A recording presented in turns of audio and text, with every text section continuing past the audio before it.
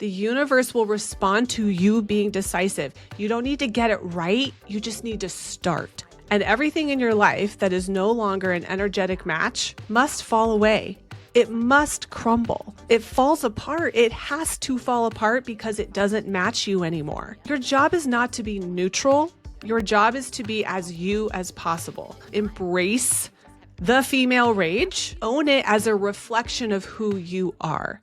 Meagan, thanks for being here today. I'm super excited to have you here on the Divorce Revolution, girl.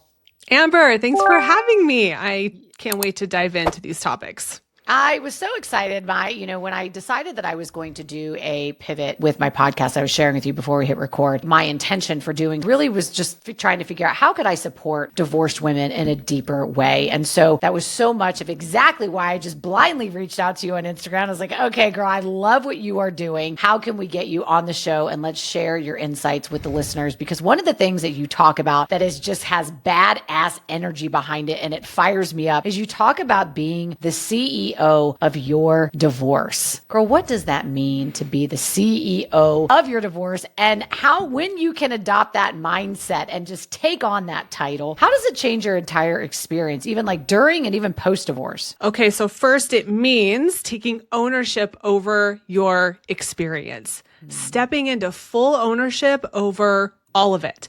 The hard stuff, the messy stuff, the stuff you want, what you want to advocate for, and owning that you get a choice in what it all means. Most of us, and in fact, I would say the divorce culture in general tells us that divorce is something awful that's happening to us. And I can't always get my clients to, this is happening for you. Sometimes that feels like a stretch. We don't want to gaslight ourselves. Sure. However, I don't want your divorce to happen to you. I want you to happen to it.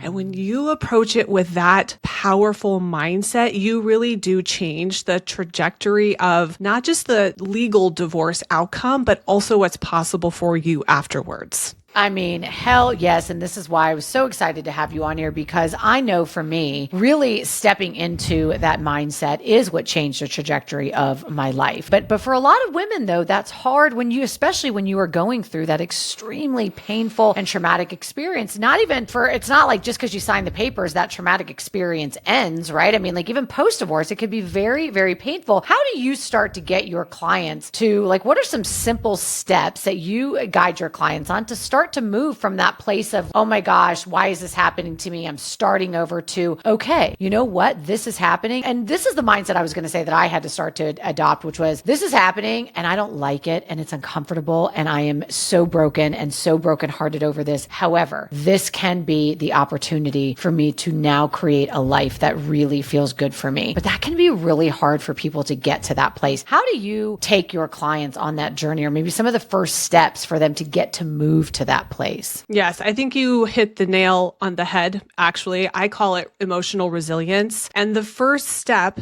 is owning and admitting how you feel. My clients, we have a tendency to want to have toxic positivity. Like, it's fine and I'll get through it and it'll pass and it won't be like this forever. And we skip over the feeling part. So it's really important that you identify how you feel and that you give yourself permission to have opinions. Your job is not to be neutral. Your job is to be as you as possible. And so if you're feeling really angry at something your ex does during the divorce, I encourage you to embrace the female rage, own it as a reflection of who you are. You might not ever make that choice that your ex made. And of course it makes you angry because you don't like it. And so the sentence, I'm angry about this and that's okay. I hate this and that's okay. I am heartbroken and it's okay, tells the brain, the conscious part of the brain, that how you feel the negative emotion is not a problem that you need to solve. We don't need to fix the anger. We don't need to react and take it out on him and escalate the conflict.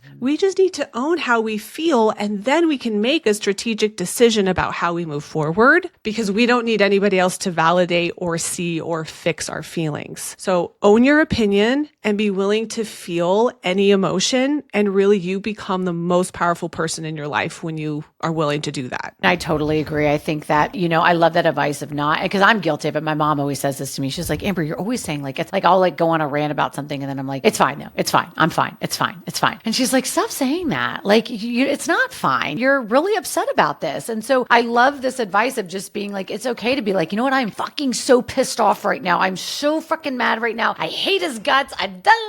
But that's it. Like, it's okay, but it's okay. Like, it's okay. And that's it, right? Like, it is okay for me to be in that. How do you guide your clients though on not staying in that place? Because there's a fine line between like acknowledging and saying it's okay and sitting with your feelings and then just being stuck in it for too long. Because at some point, girl, you do have to wash your face and move on, right? Like you do have to get out of that and really start to then take action to making your life better. But there is that fine line of how long is it okay to sit in it? So what I find is that if someone is feeling stuck in an emotion, right? Like they can't get past the injustice or they can't get past the anger, there's usually a couple things going on. Number one, they're resisting the emotion. They're actually not allowing it. They're pushing against it energetically. If you will sit in a chair and set a timer for 2 minutes and breathe in to an emotion. Say, I am going to allow this anger without it being a problem, because sometimes we're afraid of our own emotions and we allow it to come up and really sit with the sensation in our body of what it feels like to be angry for you. The emotion will process through. It will peak and then it will start to dissipate in its intensity. So that's the first tip. And then you really have to pay attention to the story your brain is telling you about the emotion. So we usually want to focus on things outside of us that we can't control, because that's our survival mechanism. If I can control all the scary things, then I'll be safe. And we have to bring your focus back to, what do I want? What's within my power to decide or to control here? And where do I want to go next? Because that's the only thing you have power over. And then you can use because an emotion is just energy in your body. Right. It's just, and so then you can say, okay, I'm feeling a lot of chaotic anger right now, or anxiety. I am going to take myself for a walk, or I'm going to get on the Peloton and I'm going to do a class and move this energy for me. Yes. Or I'm going to take a nap or call a friend or whatever. Now we're supporting you and not sending all that energy out on something that you actually don't have any power to change. Yeah, absolutely. And I love what you say about just affording yourself the space to process it. I think because especially for the women who are listening, who are moms and navigating divorce, I think that was one of the biggest things for me, which is especially in the beginning for me, which is why I actually had a lot of fear around being alone. This opens up a whole other conversation, because it was just when I first got divorced, I was either doing like one of two things. I was either pouring single momming it, just doing single momming it. So I wasn't even allowing myself time to process, or this isn't a time where I was working full time and then also starting my first online business at the same time. So then I was just drowning myself in work. And what I noticed was that I actually had, for the first time in my life, because I've always looked at myself as a very independent person, but for the first time in my life, I realized that I actually had a lot of anxiety around being alone and not doing anything. I almost had I don't know if it was like nervous energy, or if it was just probably like just feelings, as you mentioned, that feelings are energy in our body, anger, sadness, despair, like all of it. And it felt too much for me. I didn't know how to be alone with it. And so then what that resulted for me is a couple things. One, overworking. Two, dating men that I didn't need to be dating because I didn't want to be alone. And that was really, really hard for me. And then what it also led to me too is over drinking, because when I was alone, I didn't want to be alone. So I would get on Zoom. This was also during the pandemic, mind you. I was get on Zoom with my mom and my sisters and just be polishing off a bottle, or maybe two, whatever, bottles of wine, because I couldn't. And it wasn't even for me, conscious thought that I couldn't be alone with myself because I didn't know how to process my feelings. That wasn't a conscious thought for me. The conscious thought, I think, was that I felt bored. I think that what I was telling myself was that I was bored, but in reality and looking back, it wasn't that I was bored. It was that I didn't want to face what I was feeling. And so I was filling with all this other stuff. Mm-hmm. Yes. All those things are just typical coping mechanisms we use to keep running on the same treadmill away from the emotions. And think about this. You've come to the end of a relationship the last few years have not been daisies and sunshine. Like they've been hard. Right. And then you go through this divorce process, which is incredibly taxing. Like it requires so many resources, especially from the mom, right? Because you got the kids and you're trying to help them manage their emotions and you don't even know how to manage your own emotions. And you're making all these decisions and everyone's telling you they're so important, all these decisions. And then we get to the other side of it and we have no idea how to slow down. We haven't been afforded any space. I remember pouring myself into bed during my divorce, like at midnight, having tucked in a sobbing child and like feeling as if I might die before I get to the bed, being that tired and pouring myself into bed. Sometimes there's not space to sit down and like have a good cry. Yeah. And so once all of that clears up, and this is why I'm so focused on the emotional divorce, the legal divorce, it's a circumstance. It will come, it will go. If you don't do the inside work, you'll wake up, you'll find yourself in that place and you won't know how to slow down. I kind of did the same thing. Because I didn't have any income when I got divorced. I was at zero. I knew I was already a certified life coach. Everyone was telling me to go back to practicing law. And I was like, I'm not doing that. I am not going to do that over my dead body. Like we'll have to be homeless before I go apply for an associate position at a law firm. No. Because you were a lawyer and then became a stay-at-home mom? Yes. Oh, yes. We got to talk about that then, girl. Okay. So go ahead. Keep going. Anyway, so I had zero incomes and I wanted to be a life coach. I was so excited to finally have the space and the drive and, it was going to get to be front and center in my life. And boy, did I make it. I think I made like 1,000 posts on Instagram in 18 months because I just had so much to say. And I was processing all of it out loud and with my community and building a community. And it created incredible success. But about 18 months after my divorce, I started working with a coach who was helping me slow down because I was on Zoom 20 hours a week during school hours, then doing the marketing stuff at night and in between the cracks. And I was sick all the time. And I was like, I think that there might be a better way. And so her assignment to me over that first summer was you have to lay down every day at 2:00 and you just have to be. You can watch Netflix if you want, but don't get on your phone. You're not going to be on Instagram working. And I had an anxiety attack for probably the first 2 weeks of just laying there until my nervous system recalibrated and I came down. And I think I've now been divorced 3 years. I think I'm still like there's more down regulation that is available to me. I'm just taking my time with it. It's a process. I'm like, okay, next level of peace. And it's this slow recalibration down. I don't even know when the last time I was that peaceful. It's been a while. So just, we're going to be patient with ourselves, but overworking, over drinking, dating men for the reasons that you don't necessarily love are all things you should look at because it's probably something to do with not knowing how to manage your own emotions. Yeah. Absolutely. And it really, I can tell you for me, smacked me upside the head because I had never really identified with somebody who didn't know how to, experience her emotions, who didn't know how to talk about it, who couldn't be by herself. And I was turning 40. And it was like, I was this woman I didn't really even know anymore because I was like, that's not something that has been a common theme for me. I've always been very expressive, but I don't know for me if it was just like, too much, too fast. And it just, my nervous system didn't know how to handle all of that change. I've always considered myself a very fiercely independent and strong woman, but it broke me. I didn't know how to handle it. And I think that is true for a lot of women. Understanding adversity and what you make it mean is really important. So I teach it when you're getting divorced, what's happened, whether you've chosen it or not, is that you are now headed down a different road than you thought you were going to be headed down. And everything in your life that is no longer an energetic match for where you want to go, for who you want to be, for the life that you want, must fall away. It must crumble.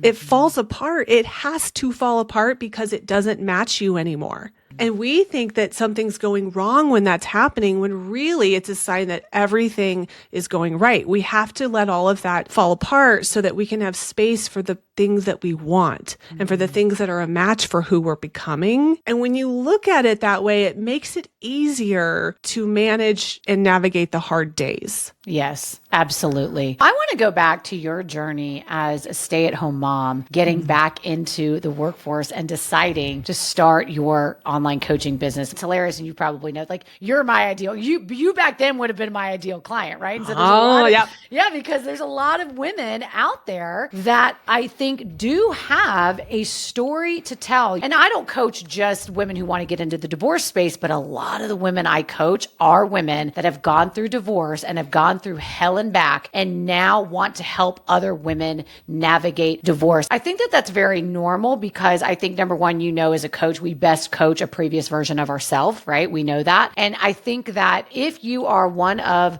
the lucky ones who is able to get through divorce and really, kind of get to the other side and learn and grow and really adopt that mindset of being the CEO of your divorce, then you get to that other side. A lot of women do. I know I did, with this deep desire to then share what you know. I can remember telling my mom, like, I don't know. I know that I want to help women. I know for me, when I was first starting my business 6 years ago, my first online business, I knew I wanted to help women, but I wasn't ready to talk about divorce yet. I wasn't ready yet. And so I was still trying to just get my feel for the online space, is what led me to the health and wellness. But then it was over time that I really started to then my wounds became scars. And then I started to feel a little bit more comfortable talking about them. And so I just share all that to say your story as well of like going from a stay-at-home mom, like, how did you make that decision though to like go into coaching and also going from a stay-at-home mom? That's a huge thing that so many women struggle with when they've been out of the workforce and they don't know kind of where to go with trying to just get back into working. Well, I'll tell you a little bit more about my story, but I want to at the outset say, for whoever's listening who you just blew the dog whistle for them, and they're like, that's me. I want to go back. I want to be my own boss. I want to set my hours.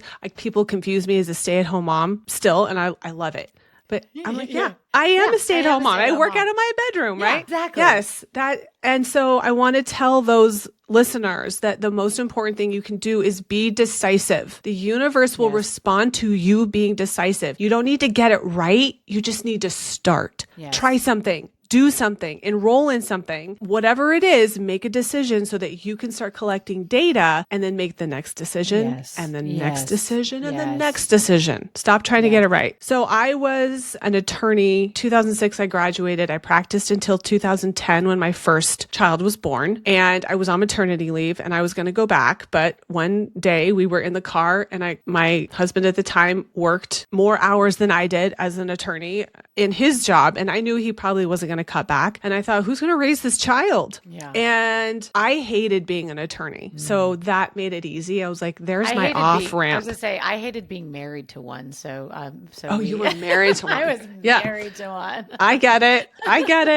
I've never met a really happy attorney. There's something about the practice of law that is kind of soul sucking. And I did not have any tools. I was just anxious all the time. And I didn't know how to manage the workload, the billable hour requirements. And I knew my firm was not going to love like a part-time gig or a work from home. Like, no way. So I was happy to quit.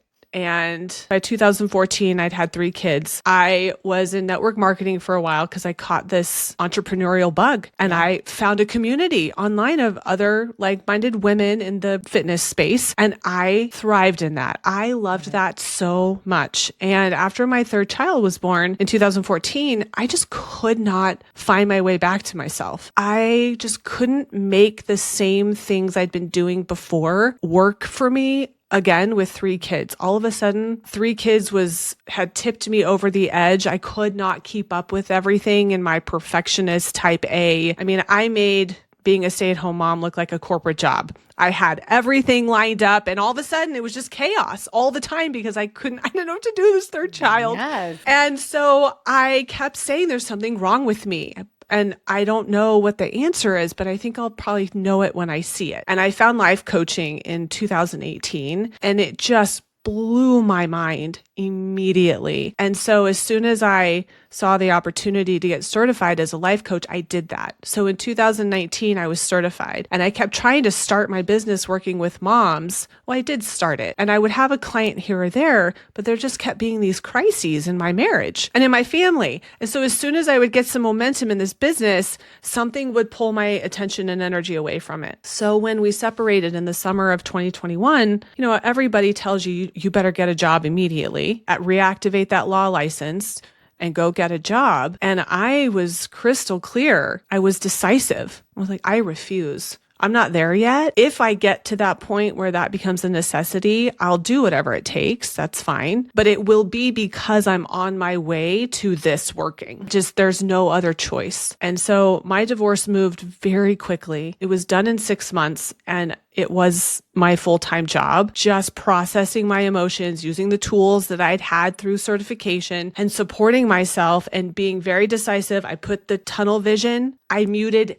everybody. I didn't want your opinion. I didn't want your advice. I stopped following divorce accounts because they just left me feeling worse. And I just decided that I was going to make the decision that I wanted to make. And I trusted myself to do that. So we got divorced. And I just went all in. I was like, I know I want this to work. I hired a coach after my divorce to help me because I was in functional freeze. I was not doing the things that I needed to be doing to make income. And I had about 5 months before I was going to have to sell my house and move in with my parents. I thought 5 months, I can make some money in 5 months. I can make something. I can extend that to 6 months and then 7 months. So I hired her and I was telling her the story about my divorce, and she stopped me mid-sentence and she said, wait a minute, what? I've never heard a story like that. Why aren't you helping women do that? And I woke up the next morning and pretended I'd always been a divorce coach and started posting as one and making offers. And it worked. And that was okay. Well, now the listeners want to know, well, what's the story you told her? Okay, we want to know that.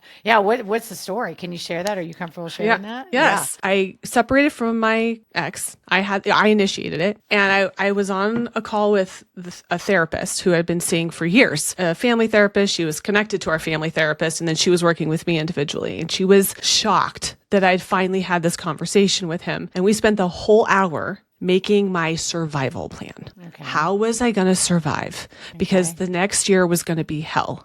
Yeah. And it was going to be really hard. And I was going to have to really work hard to take care of myself so that I could get by. And I got off that call with her and I was in my home office at the time and I had Zoom open and I was like, everything she just told me is a thought or a belief. What if it didn't have to be that way? What if I took a chance, stepped off that ledge with no safety net and said, we're going to be okay. I'm going to be okay. We're all going to be better off because of this. And no matter what happens, everything is working out for me. And so I call it dropping the rope. Energetically, I dropped the rope with my ex and I wanted to go slow. I wanted to take our time and figure out where everyone was going to live and how we were going to make this work. And he came in a week later and he was like, I need this done. I need it done now. Ooh, and I was like, okay. And things were a little volatile and, I didn't know what was going to happen from day to day. It was very stressful. And I just said, let's go. Let's go. And I just kept dropping the rope. I figured out how to make my own decisions, how to trust myself, how to navigate his dysregulation, and how to strategically use what I know about him, about me, about our family, because we are all experts in our family. We know the family dynamic better than anyone. And I knew what was going to be best for all of us. And I was not afraid to do whatever I needed to do that. Whether it was walking away from some money or sitting through a conversation I knew I didn't need to have just to help him process things, right? Whatever it was, I just kept dropping the rope. I didn't get in arguments. I let him be right. I let him keep his story because his story is true for him and it has nothing to do with me. I figured out how to navigate that challenging dynamic without escalating conflict and without making my safety and security dependent on a certain financial settlement or on a custody agreement. And I ended up getting the custody arrangement that I wanted. We mediated it without attorneys and I let go of some money in order to do that. And I just knew that was the right thing. But it's hard when everyone has an opinion and you're getting divorced and your parents have an opinion about what you should ask for and what you're entitled to. And you are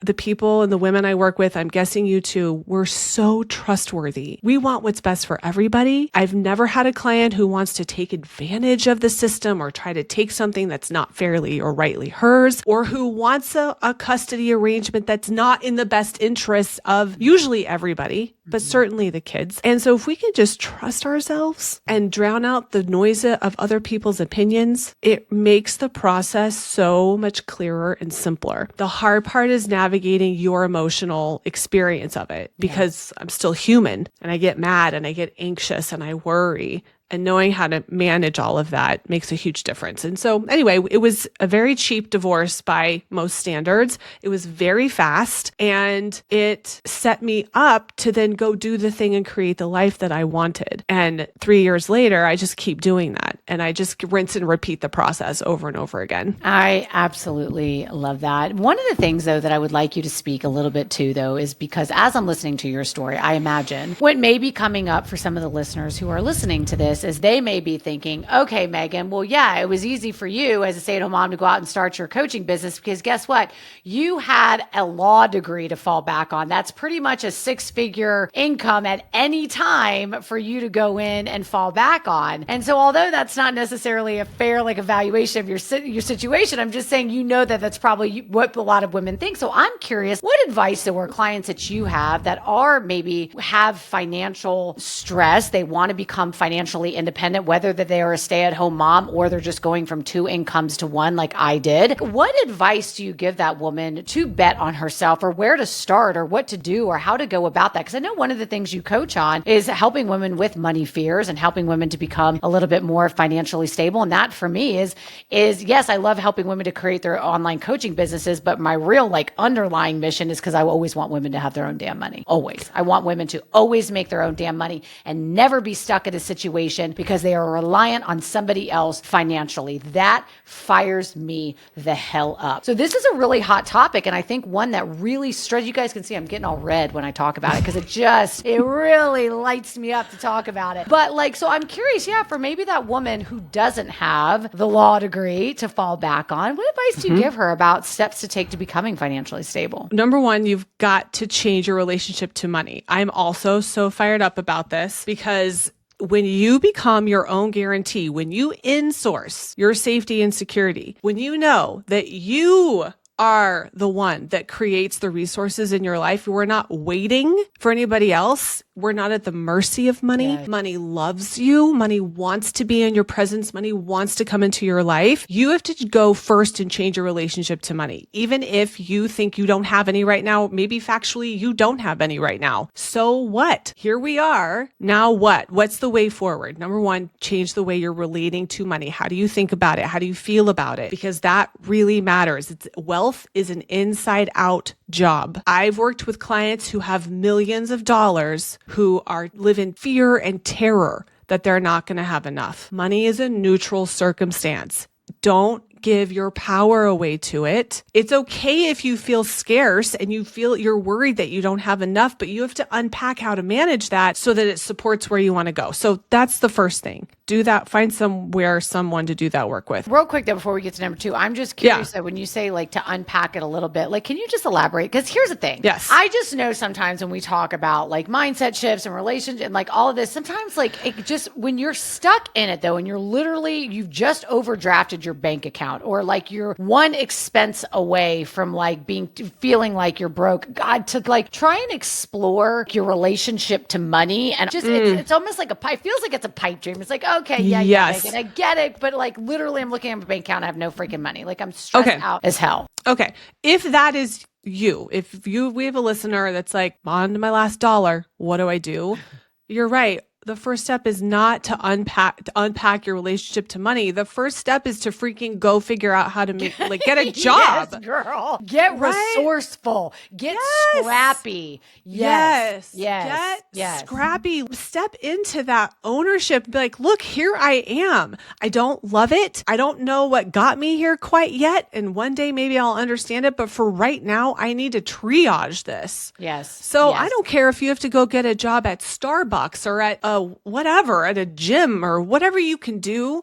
Go get a job because you've got to create a baseline sense of security in terms of survival that where your whatever Maslow's hierarchy of needs, the shelter, food, and water, or whatever it is. Because you're right. Because then otherwise you just stay in that fight or flight or freeze state when you don't even have your basic needs met. So yes, I love that, because I think sometimes it's like we can, when people talk about this and they talk about abundance and scarcity, and I talk about those mindsets all the time. And I'm a very spiritual person, so energetics is a huge piece of what I believe in. But I also want to be real, which is like when you're in that hyper state of like fear and anxiety and all of that, it can be very difficult to move out of your body and into your mind and start to think through mindset shifts and changing your mind. So girl, you got to do what you got to do to like get that stability. Even so go get a job at Starbucks. I don't care what, go get a job with freaking DoorDash. I don't care what it is. Do something so that you can at least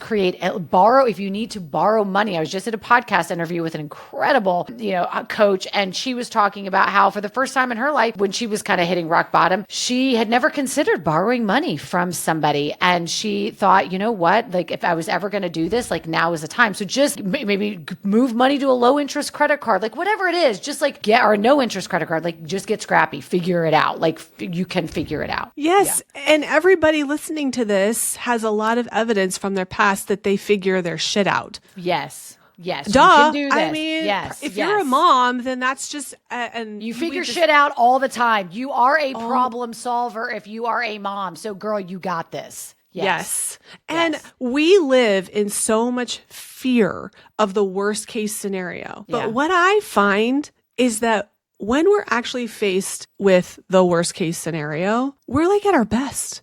I'm like, a crisis? I'm cool, calm, and collected. I know exactly whether it's from the trauma or whatever. Most of us actually know exactly what to do in the actual crisis. In the worst case scenario, because that survival does kick in and we're like, that adrenaline, that hyper focus, I have a problem and I'm going to solve it right now. And we figure it out. It's the in between where we're not quite at the crisis. We're not quite at that rock bottom, but we maybe can see it coming or we're worried about it, is when it gets to be the messiest. No, you're right. Because then instead of focusing on the problem solving, we're focusing on the what ifs. Yeah, you're exactly right. I think that's why when you're in the middle of a crisis, now you're faced with it. There are no what ifs. You're faced with that shit. So you got to figure it out.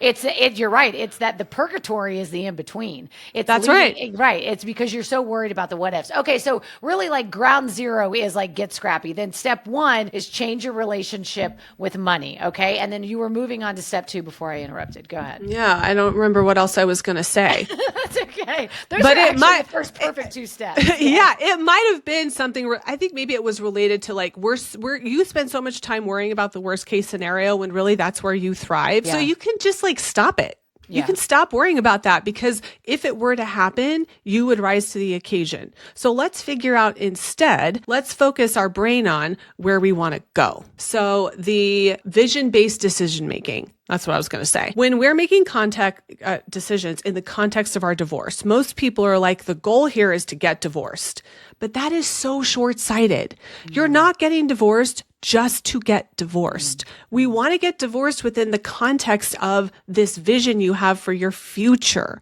So part of the reason I was able to get divorced so quickly is because I knew that where I was headed was millions in my own name, because that's what I want, and that I would not stop until I figured that out. And if I knew that was true and I believed it, I could make some very shrewd decisions about the negotiation process in my divorce, because I could do it within the context of my future success. But if you're just like, my whole point here is to get the best legal divorce, you're being short-sighted. And sometimes we cut our nose off to spite our face, because the best legal divorce is not always the best divorce outcome for you. Everybody's unique. And sometimes you can make shrewd decisions about the negotiation process process that a lawyer would tell you you're insane for doing because their job is the legal divorce and they want you to have the best legal outcome.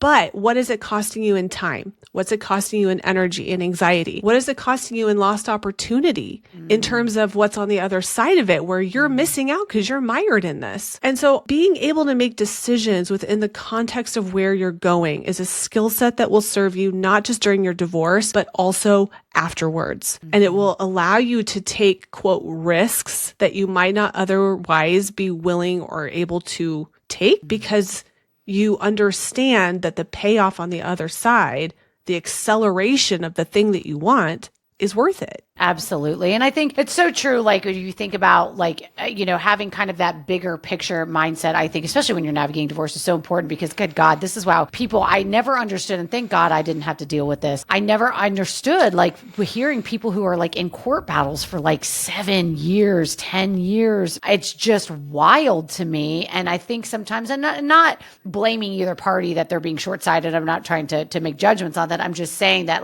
I could see how that advice of okay, sometimes let's take the focus off of coming out with the best divorce result and let's look at maybe what you're losing by still engaging in this process. And so, yeah, sometimes maybe you do have to walk away from some money because okay, what is my sanity worth? What is my time worth? I would rather let go of that money now and figure out ways to make more money that's all of mine and I don't have to worry about this than continue to fight for something that I may or may not get. I can totally understand. Yes. Yeah. Yes. Yep. And in order to do that, you really do need to look at what are your beliefs about money? Do you think it's hard to make? Do you think it requires time to make? Or do you believe it can be multiplied in an instant and that it is available to you as much as you are available to it? It matters what you think about what's possible for you in the future. So being able to do that is huge. I just had a client message me and say, I paid off the last of the debt that he put in my name during our divorce. I think he had put $50,000 of debt in her name and he should have paid half of it. Half of it should have gone to him, Sure. right? $25,000. And we worked together and I knew what her business model was and how much money she was going to make. And I said, hey, you can be mad about this and it is not fair, but he was threatening to go for full custody and it was going to be a big nightmare for her to fight that legally. And I said, you're going to cost yourself so much success and agony and anguish over this to fight it. And she ended up letting it go and just taking it off. She just made the final payment on it. And I said, but how much money have you made since we had that conversation? Maybe a year and a half? And she said, $700,000. You're right, exactly. So you're okay. So it matters. Now, I've worked with clients who are in their upper 60s, right? And they don't necessarily have a vision to go into entrepreneurship or go back to school. And so the analysis is a little different, right? Sure, you have to look at your vision for your life and what you want when you're making decisions today. Yes, absolutely. Yeah. Absolutely. Well, I have one more question for you as we wrap this up, which is honestly, if you could change one thing about how women approach divorce, what would that be? And even I would say approach divorce even during, but I would say how they approach their life. I want to tweak that a little. Change one thing about how women approach their life after divorce. What would that be? Yes. I want you to live on the leading edge of your own life.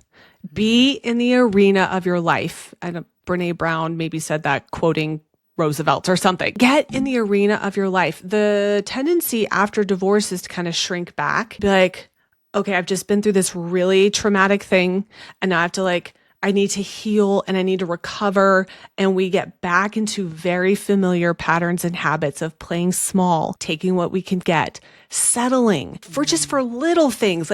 I'm not even using my favorite coffee right now because I don't want to, right? Whatever it is. And it requires intentionality and awareness to stay out, to ask yourself, to keep rising to the occasion and say, I'm not going to settle for this. I'm going to go again and be willing to get it wrong and be willing to mess it up and make mistakes. And because it's all moving you forward towards that dream life that in your head would just be so good it doesn't make sense. And in order to make that your reality, and it is possible and it's closer than you think it is, and I know that for a fact, but you have to keep living intentionally and being willing to take risks, especially after your divorce. Like, get divorced, that's one thing, but afterwards, we're not done. We're just getting started. Yes, girl. Yes, girl. Yes. I love that advice. This is what I always say. It's like, girl, if you lean in and you allow it, what feels like this incredible loss and setback can actually be your comeback. And so I absolutely love that. Meagan, thank you so much for being here and sharing your story. I love the work that you're doing. I'm so glad that we're connected on social media. I love seeing what you're doing out there. So thanks for being here and just sharing your light with my listeners. Amber, I love you. Thanks for having me. Absolutely, dear.